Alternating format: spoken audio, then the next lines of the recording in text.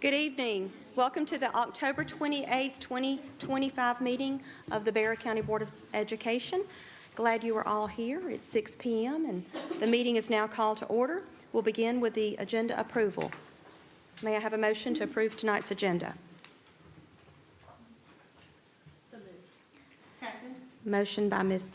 Hendricks, second by Ms. Lord. All in favor? Thank you. And moving on to our superintendent's report, Dr. LaDuff. Yes, ma'am. Thank you. We have a lot to celebrate, and we're going to do a lot of celebrating next week, so I will keep it brief. I do want to highlight a few things. Number one, we were able to host the Work-Based Learning Conference recently, so thanks to Dr. Wood and the leadership of her team for hosting that for our region. Had a chance to go spend a few minutes with them at that conference, and they were doing a lot of good work, so appreciate you guys for that. I was also able to attend the Sheriff of the Year banquet in Jones County to celebrate our Sheriff of the Year, Judd Smith. So congratulations to Sheriff Smith.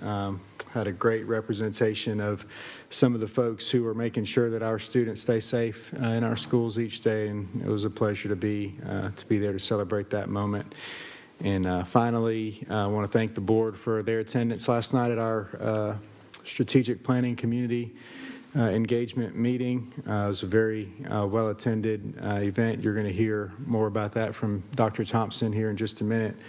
But I just want to mention that we sat in this room a little over a year ago and talked about the fact that our world was changed forever, and that we were going to need to spend some time and some resources and put some focus in our recovery efforts, which we've done. But we also had a responsibility to our kids to keep moving forward and provide a world-class education.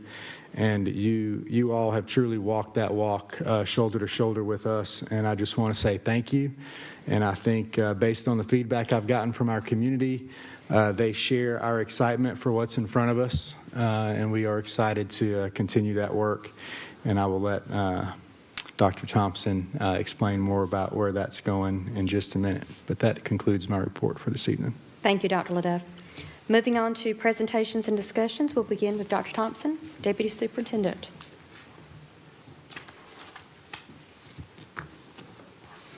Good evening. It's my pleasure to be with you as always. This evening for the board, we have 3 items of information and 3 action items.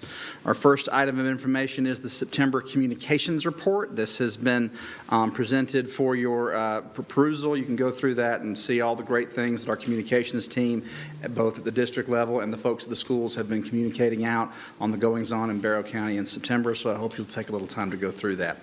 For our second item of information, I'm going to ask Ms. Jenny Persinger and Ms. Beth Mitchum to come up, and they're going to give the board an update on, for 2025 school year, our SAT and ACT results, and also talk a little bit about the Georgia Match program. Thank you, Dr. Thompson. I feel like I'm coming back every month with some new test results, and same reason we're waiting on the state to release their results, then we can release our results and share them with you. So we'll go over what the SAT and the ACT is. They are both going to be college entrance exams that are standardized. So students wishing to pursue a college education are going to either take SAT or ACT. Sometimes they take both. And it's basically a readiness, skills, different things, that sort of thing that go into their college application, not just GPA, not just SAT scores. So it's used to make a decision about their attendance at different schools, just depending on where they plan on going. So the other reason that some of our students take SAT and ACT, and we'll talk a little bit about how COVID impacted that in a minute, but sometimes it's entrance into a program or a scholarship. So they're not necessarily college entrance exams only. They do have some other weights, so some students do take those. Megan, if you'll. So difference between the two, and a lot of people that don't have high school seniors or high school students don't realize SAT is a little bit longer per question. ACT is a quicker one. And so some students that like to move through things quickly do better on the ACT because they get to move through questions more rapidly. Scoring is different too. So the highest you can get on SAT is 1,600, and the highest on ACT is a 36. So very different ranges right there. So if you were to ask somebody what their two scores were, they're not comparable in those sense of those two number sets. So, and again, some of our students will take both because I take the SAT, I see how I do, and then I decide I want to take the ACT to see if I do better on that one. So also keep in mind that they can take them multiple times.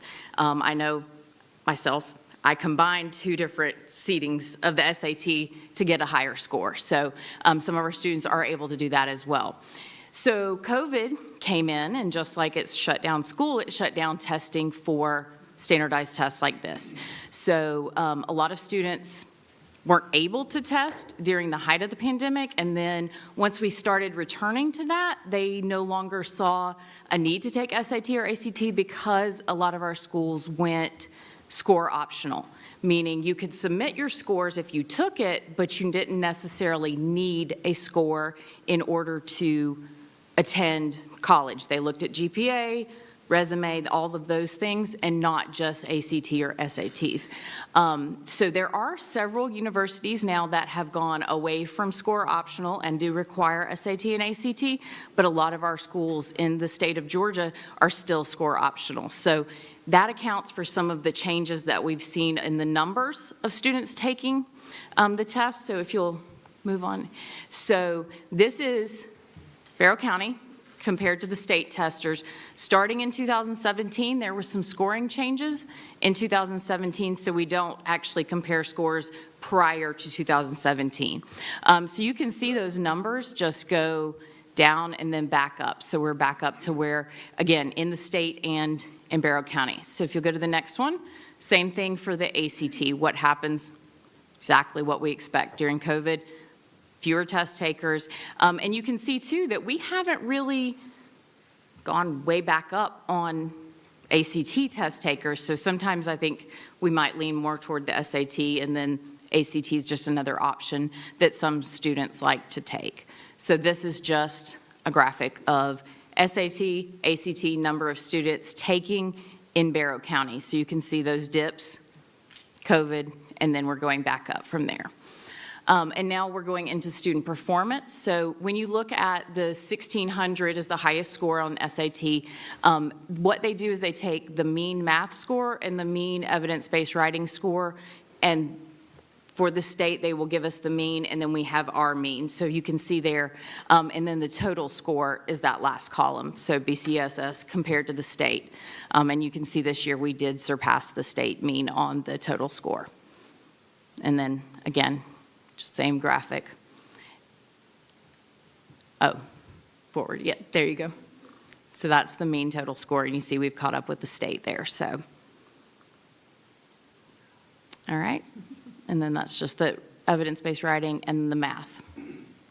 And then ACT, again, the scoring's a little bit different, but remember we have fewer students taking the ACT, so you're gonna have a bigger variance there of the fact that our composite score is not as high necessarily as the state, but we're talking about a very small number of students taking that test as well. So, and then the next few are just the graphs that show you what that looks like. And then that brings us to Georgia Match, which Ms. Persinger is going to talk about, and how that works with students going to college.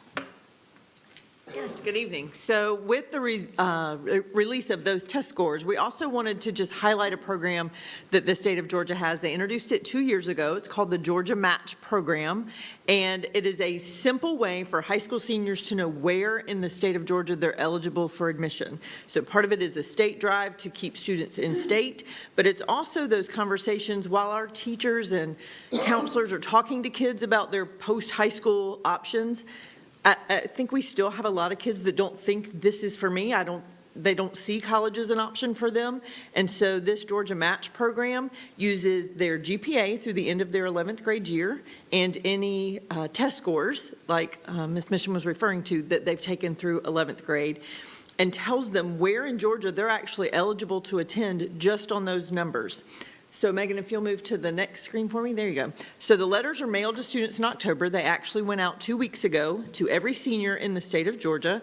They can also get online to a Georgia Futures account that we work with our students to set those accounts up where they can also see that letter. And it lists the institutions in Georgia, both technical college and university system, for which you're already eligible. You already meet the requirements right here. Here's a whole list. So on the next slide, you can actually see a sample of what this letter would look like. It comes with the Georgia Match symbol on the outside. And then for a student, it lists all those technical colleges on one set and all of the university system on another set that kids may not even know that they were eligible to attend those schools. And then it tells you right there how to go to your Georgia Futures account and get more information. So it doesn't automatically mean you're accepted. It's just telling you, you meet the criteria, so look into this. So then, Megan, if you'll, there you go. When they look at the Georgia Futures account, they can actually click a button right there that says claim your spot. So they pick which school they're interested in, hit that button, and then immediately they get communication of what's my next step? How do I actually fill out that application? And the institution will be back in touch with them. And then most of the reason those go out in October is because November is Apply to College Month, and most of our Georgia colleges will waive application fees, both in the month of November and in the month of March. So it's just good timing for kids. They already know where they're available. They can hit that button and get more information and continue the application process, and it doesn't even cost them an application fee. Now, I did want to mention those 3 universities mentioned right there at the bottom it's not that they're not participating in Georgia Match, but their application process is a little more holistic. It includes a personal essay a lot of times. It includes your extracurricular activities. So those 3 are not listed on anybody's letter necessarily, or they can't use that claim your spot button. That's still an application fee, but they do participate in the waiving the application fees during those months. So we just wanted you to know that those letters have just gone out to our students. They're, I'm sure, excitedly trying to figure out what is their next step when they get to May and walk across that stage. So we just wanted to share those scores and the options that our students are learning about right now. Thank you. Thank you, Ms. Persinger. Great resource for our I have students. a really quick question, if you don't mind. Sure. So we saw the return in the number of students taking the SAT, but we haven't seen that in the ACT. Correct. And we know that some students outperform on the ACT. They're just more in line with what Right. they do.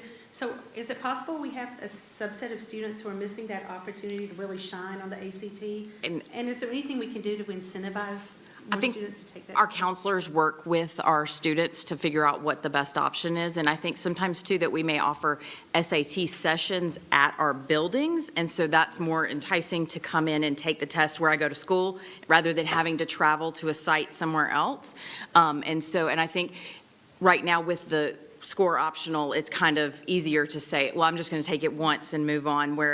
But yeah, I think when we, especially the Georgia Match and then some of the other ones, talking to them about, and I can't say for sure, but I would say that at some point, we're probably going to return to scores being required, over time back to where we were. I know we can't get back to pre-pandemic, but at the same time, they would. But I think the counselors do counsel kids and talk with them about those options. And I think we'll continue to see growth in that direction as we continue on this path away from COVID. So, Thank you. yeah. That's a question I had too, talking about the SAT and the ACT.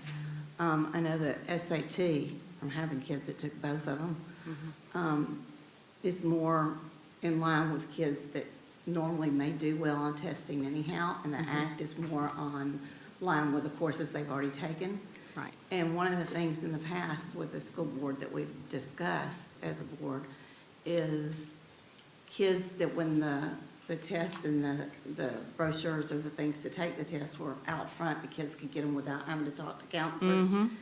Some kids that weren't even planning on going to college would take it, which would hurt the system score because they would say something about, even though they take them repeatedly and the students can actually increase their score. Right. The school is judged on the first time they take it. Is that still correct? No, actually what the state has just released most recently for ACT and SAT is the most recent score. So Okay. it's the most recent score that was Okay. obtained. So even if they took it 3 times, it pulls the recent. Okay. So, yeah. So it that would the just, state's changed that then? yes, Okay, yes. good. Mhm. And then the other thing is, are we preparing those kids and making sure that that they are prepared before they take this test? I can't speak directly to, and I know Ms. Fallows probably knows a little bit more about this, but I think there is some prep going on in some of our high schools, getting them ready for it and that sort of thing, and making those opportunities. And I know it's something that they're discussing about when to make those opportunities available. So yes. And then let them know the difference between the Yes. ACT and the SAT, because some students just don't know. Right, and you're correct about that. Not only is the ACT moves faster, but it also has science involved in it and some different sections that are more in line with, like you said, courses, as opposed to just being writing and reading and math, which is what SAT is. So, yes, definitely. All right. Thank you all very much. So for our third information item, and Dr. LaDuff mentioned this in his opening, first of all, thank you to each of you for coming out last night. I know y'all couldn't stay, obviously, because we want to make sure that people are comfortable with giving their feedback, but y'all being there at the beginning to set the tone and be visible is critical to getting our community to understand how much the board is driving this action with the strategic plan and how much the board wants to write a plan, to have a plan from the community. So I appreciate y'all being there. So I'm here to kind of fill you in on a little bit about what happened after y'all left. So this is the strategic planning model that is used by GSBA, and you've seen models like this before. It was gone over with y'all earlier at a retreat, but basically it's how you go from where are we now, assess where we are, assess where we want to go, how do we get there, and how do we know when we've gotten there by being able to actually measure that. Those are just the normal cycle of improvement that you do, whether you're a business, whether you're a school system, whether you're a governmental organization, whatever it may be. So this is the steps of the GSBA strategic planning process, and you can see we are basically at steps 3 and 4. We just finished step 3, and tonight we're going to start off with step 4. So this begins with the commitment of the Board of Education and the government team with the superintendent to using GSBA as the facilitators. There was the board training and SWAT that you guys took part in August. We have just finished the community engagement SWAT. The next phase, and I'll talk about this at the end, is a community survey that just opened up today. And I'm going to talk in a second about the next steps that go past there. So for now, we're just going to put a pin in it because what we want to do is talk about where we were last night.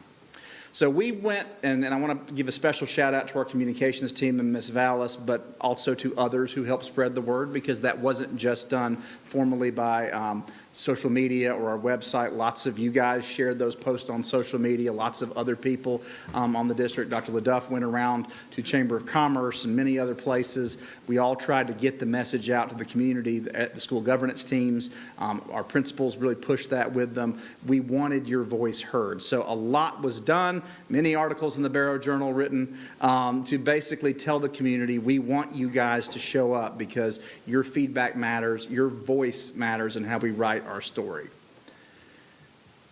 And show up they did. So we wanted to make sure that we put our best foot forward as a community. And one of the things we really wanted to do was to make sure the people that were being facilitators to our community were leaders in our community, and not just school system people, because we wanted this to be seen as bigger than us, because this is, as Dr. LaDuff is fond of saying, the community school system. It's not any of ours individually. And so it mattered that we had many of our community leaders, and that's a photo of those folks, those people, and you know those people well. And those folks were great to come out and help us. They gave up their evening, and we appreciate each and every one of them. And I believe Nicole's going to have the names in our board briefs because we wanted to make sure that those folks are recognized. And again, people absolutely came out. I have the numbers here, if you're curious. Now, this is assuming everybody filled out their form. We had 240 people actually sign the form that they were in attendance. The breakdown of that, we had 9 students, which we were very excited, and I actually talked to a couple of the facilitators that had students in their groups, and they were extremely impressed by what the students brought to the table and the things that they said. We had 79 individuals who were Barrow County parents of a Barrow County student. Now remember, that can be pure parents who just come in because they want to give feedback. That can also include our own staff, who in many cases are parents of a Barrow County student. So we had 79 Barrow County parents. We had 22 community members, community leaders, partners in education that were there to give their feedback, and we had 184 employees. And again, some of those basically fit multiple groups, but 240 was about the maximum that we planned for, and we had to do a little bit of scrambling, and we had to find some facilitators, and some of these folks sitting out here in the audience actually had to be sort of gang pressed into being a facilitator, and they did a fantastic job, and we appreciate them for that. But that was a huge group of folks to manage, but I think it went really well, and we got a lot of very positive feedback from that. So at each of those tables, those facilitators, as those that the board went through this process, the facilitators were asking the questions for strengths, weaknesses, opportunities, and threats or challenges. And they were taking down those notes on sticky pads. Those were placed all around the Student Center of Bethlehem Church, which, by the way, I do want to thank Bethlehem Church immensely for giving us that space. They not only gave that to us and hosted us, but they also provided all the coffee and snacks and all that. And they are a great partner to the school system, and we appreciate them so much. But in this particular interest, we actually generated 137 individual posters full of feedback in various areas. So those were posted all over, and then after people had an opportunity to review everybody else's input, just like y'all did, they went through with the stickers and they put their priorities on there. I believe these photos were taken just before they were released to go do that. And we have all the posters, we have all the photographs from that. So what happens next with that? Well, the next step we are going to do is we're going to take all of that feedback, we're going to consolidate it down, because obviously you're going to get a lot of the same themes, and what we want to do is to come out with what are the common things that come out, what are the things multiple groups stated, what are the things that many people put their sticker down and said, yes, that's the priority for me. So we've started that process today of staff starting to consolidate that feedback down, because ultimately we need to get that into one document that's going to reflect in each of those areas what the top priorities from the community were. As we'll talk about in just a second, there'll be a survey for folks that could not come out that will have an opportunity to give similar feedback, and then those two things will be integrated together into one guidance document that will be used. Then we will gather other data that will be things like achievement scores, climate scores, financial audits. All of those kind of information will be brought together, and on December 8th, there will be a planning team that is made up of teachers, school principals, district leaders, support staff, parents, community members, students. We have multiple students that are going to be on this committee. All kinds of folks, about 40 in total, will sit down for a full day with GSBA, and they will take all of that feedback, all of that data, and they are going to come out of that meeting with strategic performance areas and measurable goals, because that's what we want to have. What's our focus? What are we trying to achieve, and how are we going to know when we get there? That's where are we going, and how do we know when we've gotten there? The step that comes after that is the action team. We don't have that quite scheduled yet, but that will be after the holiday break. And in that particular case, that group is then going to take those performance objectives, those areas, and they're going to come up with the strategies, the tactics, the things that we need to do to achieve those goals. And generally speaking, those goals probably won't change over the course of the 5-year strategic plan. The tactics will be reviewed, the strategies will be reviewed regularly, because they may have to adjust if we see that we're not getting the returns that we need in those areas. And then the last thing I want to point out, and this was posted, you can go to the next slide, Megan, there you go, is that the GSBA survey was posted this evening. That is on our website. We will be pushing that out to parents throughout the community tomorrow, and we will also have that on our social media over the next couple of weeks, because that will be open for about 2 weeks. So we encourage everybody to also complete that survey, because that's the last piece of feedback that we're going to need to have. That will be incorporated into the feedback that was given last night. So I want to thank everybody that took part in that. That took a lot of work to plan and put together, and it went extremely well, and we're very proud of how our community came together to facilitate that. And I think where our hope is that will give our community the confidence that we really are listening. We really do want to know what kind of school system they want us to achieve, and that they're a critical part of how we do that. So I'm happy to answer any questions about the strategic planning process I can. So I just want to take a second and say thanks to the entire team. I saw everybody there early, from the PDC staff setting up, teachers, families, students, everybody that came out. It means a lot to us as a board to be able to see the engagement. That's why we do what we do. We want people to engage with us. So I appreciate the efforts by the staff to get it done.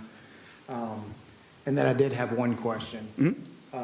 How were the people for the planning team selected? Or have they been selected yet? Or is there a way to sign up if people are interested There's in still, it? and we had some people reaching out, so we have a few slots left. We've more or less identified the people internally, because about half of your team is going to be, and we tried to think through, like we used some of our former teachers of the year, some of the people on the Teacher Advisory Council, some of the people from Barrow's Best that you guys saw, we tried to use those. We tried to get principals from each level. So the district side is done. We took nominations for students from principals at the middle and high schools, and so we went with several of those. I still do have some parent and community slots available, so if you know of people, please tell them to reach out to me. I'm not quite full up on that. I've got a few of them identified because I wanted to go through this process and see if there's some people that are like, man, that really got me excited. I want to be more part of that. So if you know of a parent or a community member that wants to be on that team, please have them reach out to me, and if we have space, I'd be happy to have them on there. Absolutely. Thank you so much, Dr. Thompson. Yes, sir, and thank y'all. Any other questions? Thank you, Dr. Thompson. This is So- exciting. We have 3 action items for the board as well. So our first action item is the revision to policy IBB. This is, if you recall, the policy that deals with startup charters and how anyone in the community that wants to start a startup charter, how they would go about presenting that to the board and applying for that. This policy is based on changes that were made to the State Board of Education rule governing this, and the language comes straight from GSBA. This has sat on the table since the last meeting cycle, and we have not had any public comment, so Superintendent recommends approving the revision to policy IBB. Any questions? Consent agenda? All right.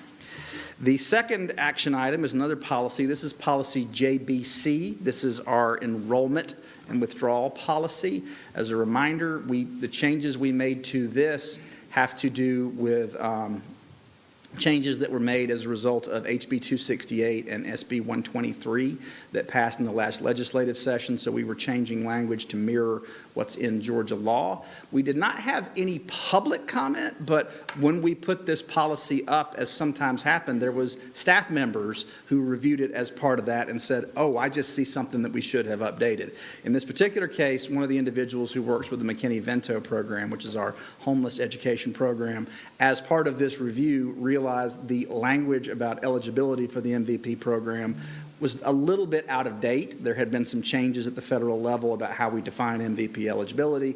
So the updated language was sent over, and that has been added. Again, this literally just mirrors the federal definition, and MVP is a federal program. There's no Georgia component to that. That is federal funding, federal criteria. So we have simply added to that change. Other than that is exactly what was presented at the last work session. We've had it on the table since then, and we've had no other public commentary. So Superintendent recommends approving the revision to policy JBC.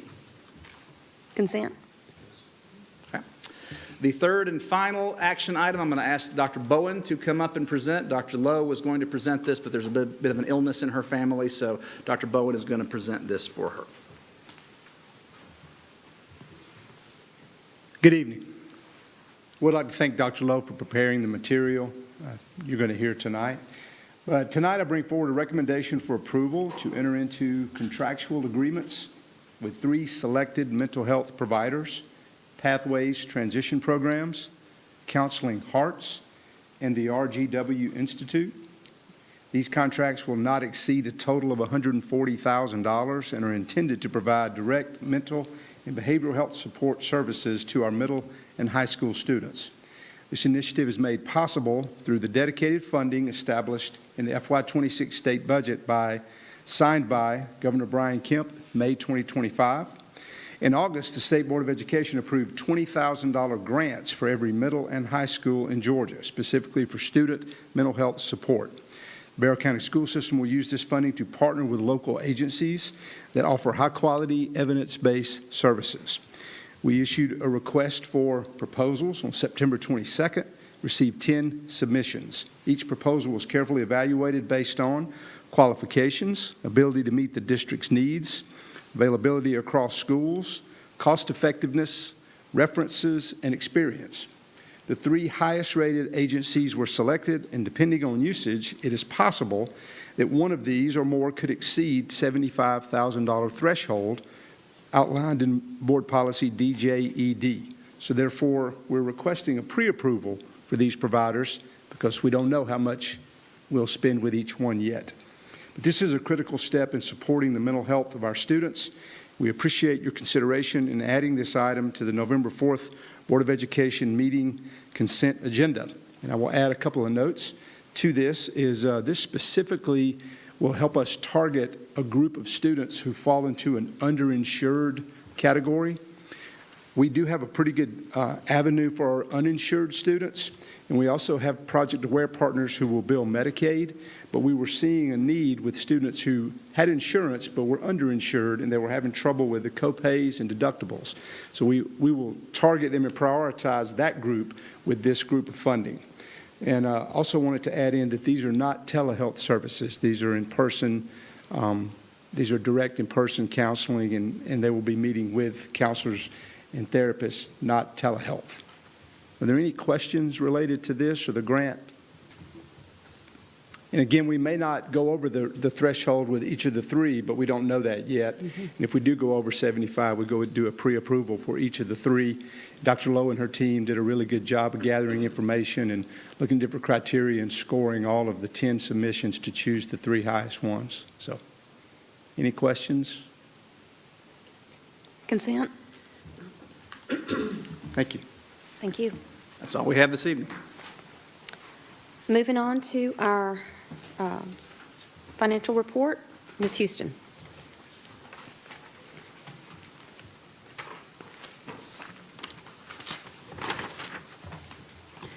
All right, tonight we need to discuss the next steps of House Bill 581.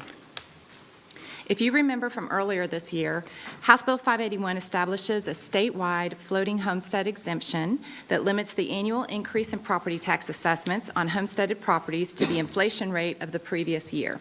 So if a home increases in value by 5%, but the previous year's inflation rate is 2%, the home will only be valued at 2% more. School systems had one opportunity to opt out, and on February 26, 2025, the Bexar County School System did opt out of House Bill 581. So House Bill 92, regarding the opt-out process, requires the jurisdiction or the school system to vote to opt out of House Bill 581 again by March 1st, 2027. To opt out again, the local government must complete 3 public hearings and pass a resolution to do so. Otherwise, the floating homestead exemption from House Bill 581 becomes effective for 2027 and thereafter. As a reminder, and to just look at the overall impact of property taxes account for 32% of the general fund revenue. For fiscal year 2025, we collected $66.1 million in property taxes. In fiscal year 2026 budget, we budgeted $67.5 million at a 15.193 millage rate. 1 mil of tax is equivalent to $4,459,000, and 1 mil of tax is also equivalent to about 44.5 teachers. So why did Bexar County opt out of House Bill 581 earlier this year? The board listened to our taxpayers of Bexar County and used its knowledge, understanding of your citizens, and used the Board of Education's power of local control to determine the best way to help Bexar County citizens. In September of 2022, the board voted to move forward with Carl Vinson Institute's study of implementing an age-based tax exemption for Bexar County. I imagine this was before the legislators began their discussions on House Bill 581. In September of 2023, the board voted for a substantial increase in the property tax exemptions for our seniors. The taxpayers approved this exemption in November of 2024 at the same time they approved House Bill 581. We knew we could not financially take a hit for both of these exemptions this year. That's why we opted out. There are 159 counties in Georgia. Each county has different exemptions, different expenses, different home values. We need to keep our local control to be able to cover ourselves for new security expenses that we were not anticipating, or so we can implement a new exemption for our seniors. Had we known that House Bill 581 was going to pass, more than likely, we would have pulled back on the senior exemption for a few years, which would have negatively impacted our seniors. I've talked to many seniors over the past few weeks, and they are so grateful that they had the tax relief this year. House Bill 581 would not have given our seniors anywhere near the tax relief that you were able to give them when you voted through the age-based tax exemption. Our seniors who are eligible will be better off with the tax exemption that the board initiated and voted rather than House Bill 581. And our senior home values will be frozen if they are eligible for the tax breaks, so House Bill 581 really won't impact them at all. As a recap, this is our new age-based tax exemption, 62 to 69, and they earn up to $60,000. Plus, they can earn up to about $91,000 in Social Security and retirement income. They get an exemption of $140,000, or it covers a $350,000 home. If you're 70 and over, you can earn up to $113,000 plus your Social Security and retirement income up to $91,000, and you get an unlimited exemption for up to 5 acres. In 2024, we had 8,565 parcels that had the senior tax exemption. In 2025, that grew to 9,409. The value of the exemption grew to $203,641. So for 2025, it was $509,000. And the actual exemption, based on 15.193 mills, in 2024 it was $4.6 million, but in 2025 it was $7.7 million. So that was an increase or a hit to the finances of $3 million. So 2,894 of our seniors went in and received the new exemption this year. I predicted that the age-based tax exemption would end up costing us an additional $4 to $4.5 million. I'm going to hesitantly stick to that because it may take a few years, like maybe 2 years for the full impact. Unfortunately, I did have to talk to a few taxpayers that didn't know about the exemption, even though we talked about it, we advertised it, and they may have even voted for it. So they are going to go apply this year so they will be able to get the exemption for next year. All right, now back to House Bill 581. I wanted to give you the amount that it would have cost us had we implemented House Bill 581. It's very difficult to calculate because I don't have the information that our tax assessor has, but Barrow County and the City of Winder opted into House Bill 581, and those are the larger portions of land in Barrow County and then City of Winder. Their exemption is an FSW exemption, which is floating statewide exemption. So Barrow County, their exemption amount was $71.3 million. The City of Winder's exemption amount was $11.4 million. So this would have been the exemption in Barrow County and the City of Winder for the school system. So that would have been an additional $82 million worth of property that would have been exempted. So at our 15.193 mills, that would have cost us an additional $1,258,000. But of course, that's a very low estimate because of 2 reasons. This does not include parcels in Brazelton, Statham, Carl, Auburn, properties that would have been eligible, and I just can't calculate that. I don't know which parcels, how much money that would have been. And then also, Barrow County already had a frozen homestead deduction that included an additional 1,997 parcels that is better for the taxpayers than House Bill 581. So they were already getting this exemption. So that's why it was easier for Barrow County to opt into House Bill 581 because they already had not just a floating exemption, but a freeze on home values. So yes, we opted out of House Bill 581, a state exemption, because we can calculate our expenses and calculate our state income and then adjust our millage rate every year. And because we opted out, we don't have to add back millage to cover that exemption. So the Board of Education voted on a millage rate of 15.193 for tax year 2025. That was the full rollback rate for that year. This is the first time we've been able to do a full rollback rate in at least 15 years. So we should be really proud that we went all the way back to the full rollback rate. So we were down from, we went 15.193 mils rather than the 15.5 mils for fiscal year 2024. Taxes at 15.5 were 69 million. The taxes at 15.193 was 67 million, so the difference was $1,369,000 that we saved our taxpayers.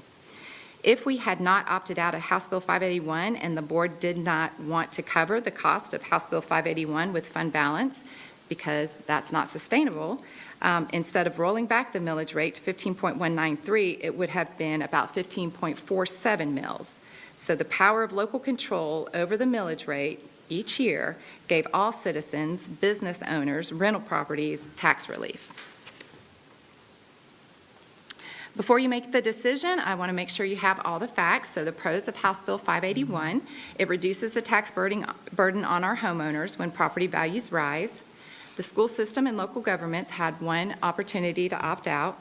It's a great bill for counties with more businesses and industry that are not currently implementing a new age-based tax exemption. It probably would have been really good for us during the years 2015 to 2022. We kept our millage rate exactly the same. We never changed our millage rate. Probably would have been good for us to implement it at that point.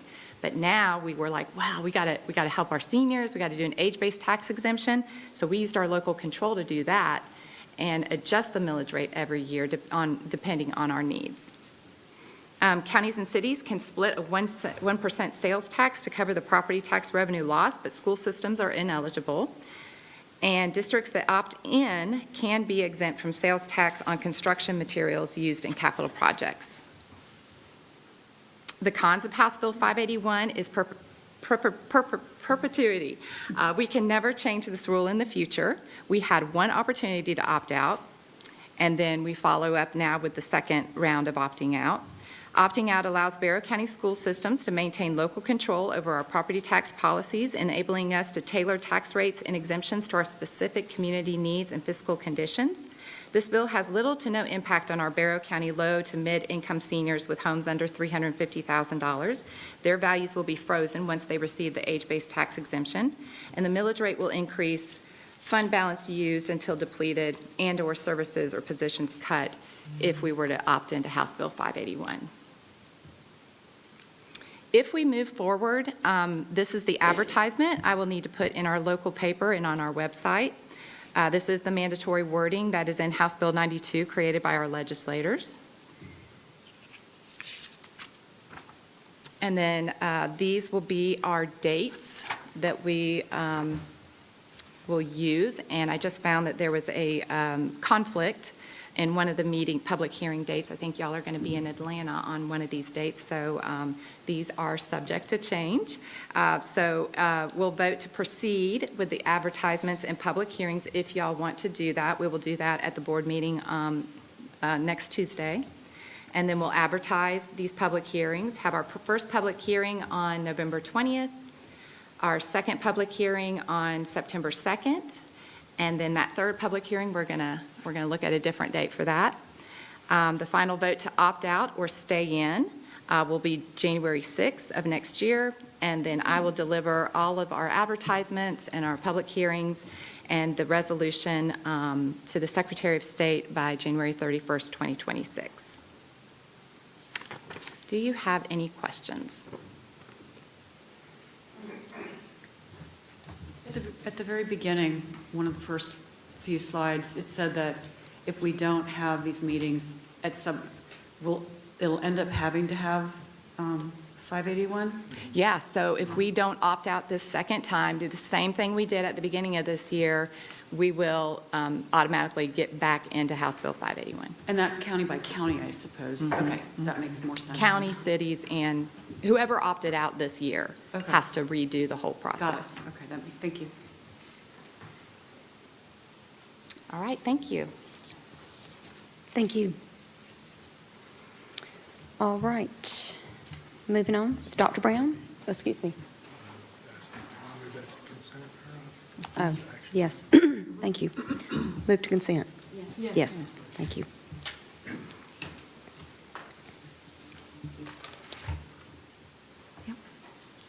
Okay, good evening. The Board of Education report for teaching and learning contains 2 items of information and 1 action item for the November 4th, 2025 Board of Education meeting. Our first item of information is related to our school improvement plan progress visits. We have had such meaningful visits over the past several weeks, with just a couple more still to come in the next week or so. Our teaching and learning team has been able to meet with schools to discuss the progress on their school improvement plans and consider ways to continuously improve. And I'm going to invite Miss Amy Wright, our Director of Federal Programs. She's going to speak to you a little bit more about the process of developing our school improvement plans and a little bit more about our visits. Hey, good evening.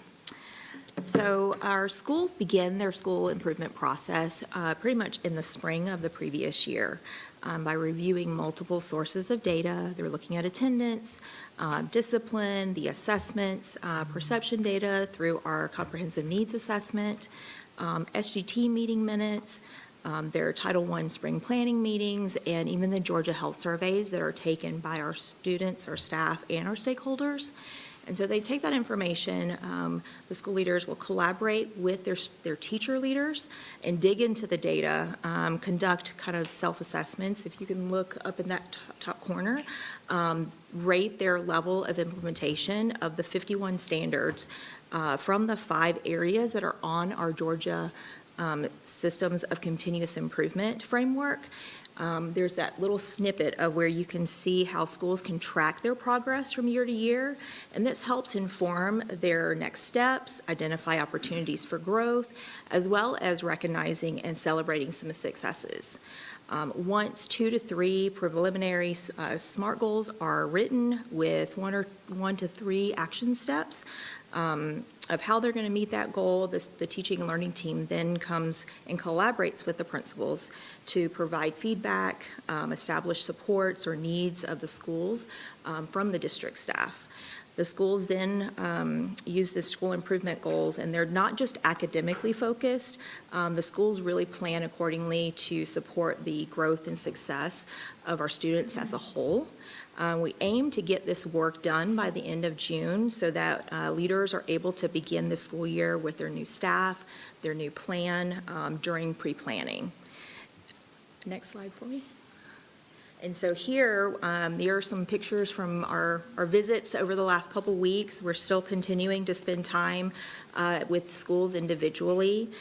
With principals, instructional leaders, some of the teacher leaders have been in those meetings to hear all of the great things that are happening thus far as we kind of wrap up our first 9 weeks. Leaders kind of share their progress on various action steps. They've discussed how they're supporting students and teachers based off of their first initial assessments during the beginning of the year data. Lots of excitement with family engagement events that jump-started the school year, as well as some of the upcoming trunk or treats and Boo Fest and things like that. So they're excited about some upcoming events that are coming, and just the intentionality of putting students and families first has been evident across all of our schools, and we just really enjoyed the time and visit to collaborate with all the leaders across our district. So any questions? All right. Thank you so much. Okay. Our second item of information is policy IHF 6, graduation requirements entering fall 2008 and 9 and thereafter. Policy IHF 6 outlines the Barrow County School System graduation requirements. At our October 14th Board of Education meeting, we placed policy IHF 6 on the table for public review and comment.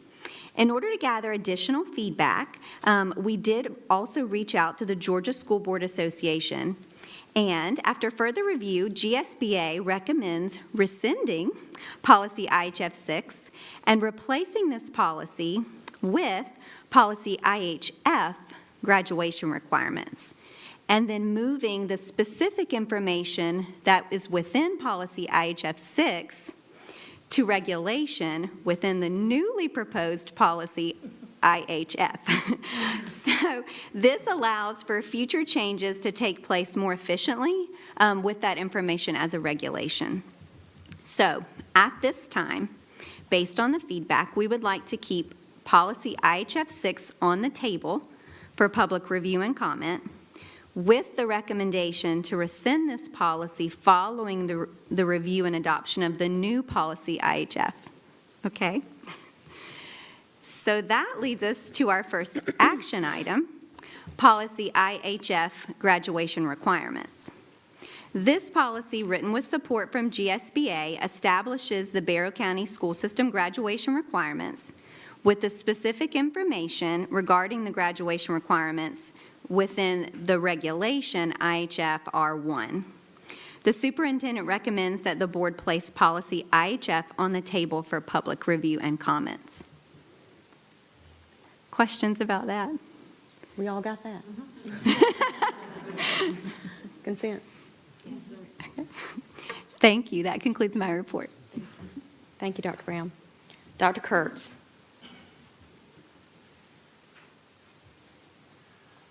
Good evening. Thanks for sharing your time with us. The Office of Chief of Staff has no information items for the board's consideration this evening, but we do have one action item for the board's consideration at the November 4th regular board meeting. For that action item, I'll ask Mr. Joe Perno from our Operations Division to come give a little bit of information about some planned renovations at several of our schools. Thank you, Dr. Kurtz. Good evening. Our action item tonight is a guaranteed maximum price for renovations to Hammond Morris Middle School, Winderbarrow High School, and Bear Creek Middle School. This follows our local facilities plan. We made a fiscal year 2026 state capital outlay application to the state. It was approved by the state to complete these renovations and modifications to Hammond Morris Middle School, Winderbarrow High School, and Bear Creek Middle School. Now, a point of clarification, there are no state funds in the Bear Creek project. That's a more narrow scope of work. Bear Creek is not old enough to receive state capital outlay funds for renovations. So that narrow scope of work, as we renovated buildings in the district, we've retrofitted lights from fluorescent lights to LED lights. Gym floors, any gym floors that were still rubber, we've changed out to wood. So we want to accomplish that same work there at Bear Creek. And also in the stairwells, the handrails, we want to replace the painted steel with stainless steel. At Hammond Morris, much larger scope there. This is retrofitting lights, paint, floors that are original to the building, HVAC and fire alarm replacement. Also, the upper level of the media center, there's some space there that, in consultation with the school, we'd like to create 2 classroom spaces in those areas there to help with the occupancy of the school. Also, we want to replace handrails in their stairwells from painted steel to stainless steel. At Winderbarrow, we're looking to paint, change out floors in many areas of the building, those that haven't been addressed probably in the last 20 years almost. Fire alarm replacement, modifications to an ag science space to help them achieve state certification there, and expanding their art room space. And also handrails, replacing their painted steel in the stairwells to stainless steel. Just to back up a step further and kind of go through a timeline here very briefly, Smallwood Reynolds Stewart and Associates was approved as architectural firm for these projects in January of 2023. Charles Black Construction was approved as construction manager in November of 2024, and subcontractor pricing was submitted on October 2nd, 2025. And that all leads us to a financial impact of $9,992,109 to be funded through SPLOST and state capital outlay. We believe this number, we're very pleased with this number. It's well below our budget for this project. In fact, the per square foot cost for the major scopes of work in this project are lower in cost than that similar scope of work at Bethlehem and County Line, and that pricing was received 3 years ago. So we feel really good about the number. And with that, we're asking the superintendent to recommend a guaranteed maximum price of $9,992,109 for renovations of Heyman Morris Middle School, Winder High School, and Bear Creek Middle School. That was a mouthful, so any questions with that? I'm happy to All right. answer those. Consent? All right. Thank you. Thank you. All right. At this time, could I have a motion for an executive session to discuss or deliberate upon the appointment, employment, compensation, hiring, disciplinary action, or dismissal, or periodic evaluation or rating of a public officer or employee, or to interview applicants for the position of superintendent? Motion by Ms. Kelly, second by Ms. Hendricks. All in favor? Thank you. Hi, my name is Noe Rodas, and I am a senior at the Barrow Arts and Sciences Academy. Well, I heard that it was going to be a new school, and I wanted to see what the possibilities could happen at a new program. And I started to see that I really liked it, and that there's a lot more opportunities for you to get better at knowing yourself and playing in smaller groups. One of my favorite memories in high school was our spring trip for band. I really liked that I could spend time together with my bandmates and my friends, having fun playing music and having a good time at the park. I think one of the most memorable role models in my high school time has been my teacher, Ms. Sharman, the band teacher. She really pushed me a lot to do things that I was uncomfortable doing, like auditions. And it helped me to realize that I have a lot to learn and that I am a lot better than I think I was. Yeah, I started a band in 6th grade. I started out playing saxophone, and then during 8th grade I started playing the baritone saxophone, which is slightly larger. And I started playing that ever since. But last year I began playing tuba and working around a little bit with euphonium and trombone. And now I'm back on alto and bari. My future plans after high school is that I want to study music at Belmont University in Nashville, Tennessee. I heard that it's really good experience over there with commercial music and getting into the music industry, and I really want a taste of that. I think one of the greatest accomplishments was being one of the first classes here in Basso. Having to start new traditions and being part of a new school is so different, and it's something that you can only experience once. It's not an experience that most people could have. One piece of advice I'd give myself to a freshman would be to not give up, and also to always pursue what you love, because sometimes there's some things that you love to do, but you are sometimes afraid to do it, but you just have to keep going, and it'll be all good.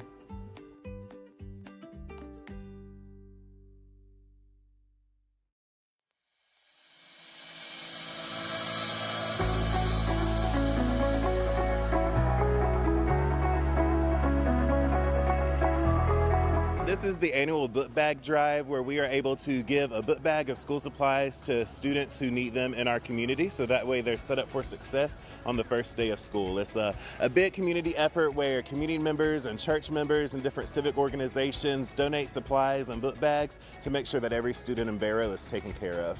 My favorite part is just seeing all the different organizations in Barrow County coming together to help out our community. One of the things I really love about being in Barrow County is how much our community does come together and helps everybody out. I would like to thank, obviously, Bethlehem Church and then all the other churches in the community that gave backpacks and are making such a big impact in this community. It means a lot to me because I see a lot of families on a daily basis that's going through some struggles and things, and it just means a lot when we can bear the burden of giving them a book bag and they don't have to make a choice between food, book bag, medicine, stuff like that. Hey everyone, my name is Joseph Brown. I'm the Community and Global Missions Pastor here at Bethlehem Church. And we just want to say this was the biggest year of book bag drive we've ever had in the history of every year that we've done this. It's been absolutely incredible. We gave away over 2,400 book bags this year, a ton of cars. We shut down Highway 11, potentially even 316. It was awesome. It was crazy. It was a huge turnout, so thank you to all our volunteers, all our sponsors, everybody that participated in today. It was a huge success. Good morning, I'm Dallas LaDuff, Superintendent of the Bexar County School System, and I just wanted to say thank you to everyone who made giving these book bags away today possible.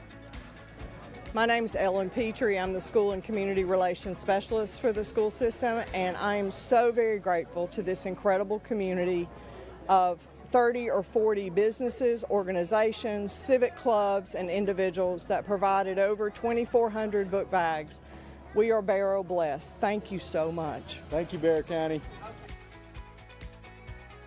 Thank you so much to the supporters who made this event possible. The 2024 Book Bag Drive wouldn't have been possible without the very generous support of more than 30 or 40 churches, businesses, civic clubs, and countless individuals. We were able to share 2,400 book bags filled with school supplies with Barrow students. We are Barrow blessed. Thank you.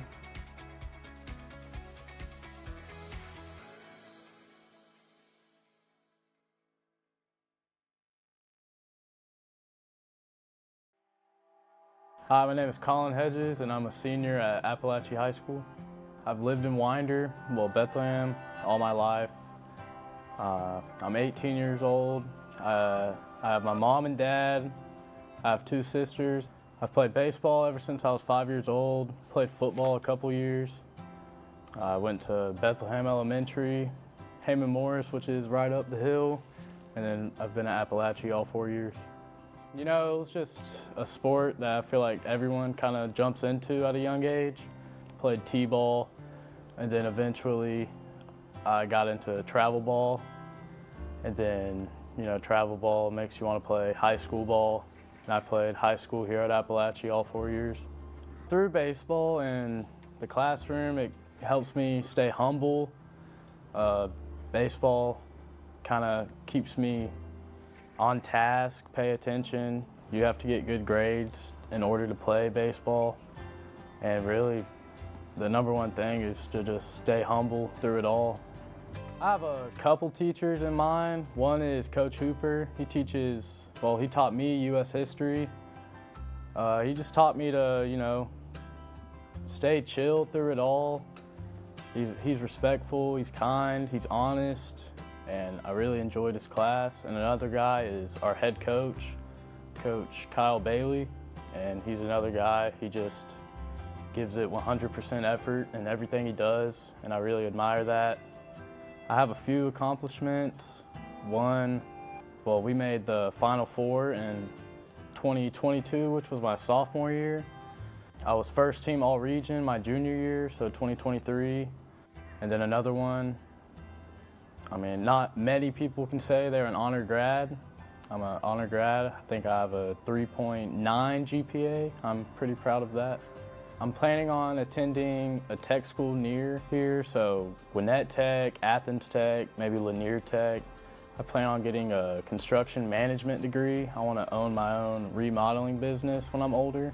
One piece Do I have a of motion to advice approve I'd tonight's give personnel myself- report? Motion by Ms. Hendricks, second by Ms. Bradford. All in favor? All right. With no further business, we will now adjourn.